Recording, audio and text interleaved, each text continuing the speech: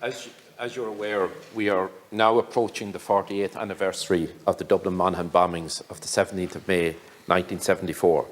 There were many dark days during the era known as the Troubles on our island, but that was the darkest day of all, when 33 innocent people were murdered and hundreds badly injured.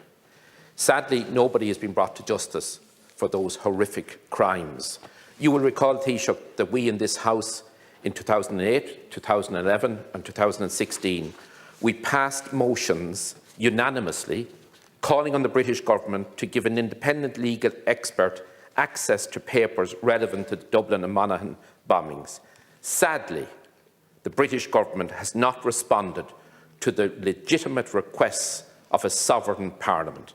This inaction by the British government is absolutely reprehensible. Taoiseach, you will also have heard me for many years express concerns about the Belturbet bombings of 1972, when two young innocent teenagers, Geraldine O'Reilly and Patrick Stanley, were murdered. Some time ago, I put on the record of this House information given to me by the University of Nottingham that showed conclusively that state forces in Northern Ireland colluded in the transfer and the transport of that bomb from County Fermanagh into Belturbet on that fatal night. Families have waited decades and decades to try to get to the truth. Taoiseach, in your next engagements with the British government, with Mr Johnston, these issues must be top of the agenda.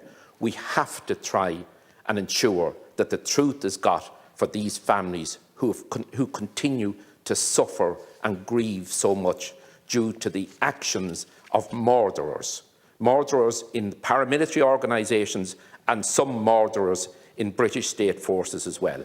Thank you. I appreciate the comments made by Deputy Smith in relation to the Dublin Monaghan bombings and the views of this House unanimously expressed by motion in terms of an independent person to be appointed to have independent legal access to the documents and the work at University of Nottingham. And the broader issue of legacy, which I've raised consistently with both Prime Minister Johnson during our bilateral meetings, not just in March, but prior to that.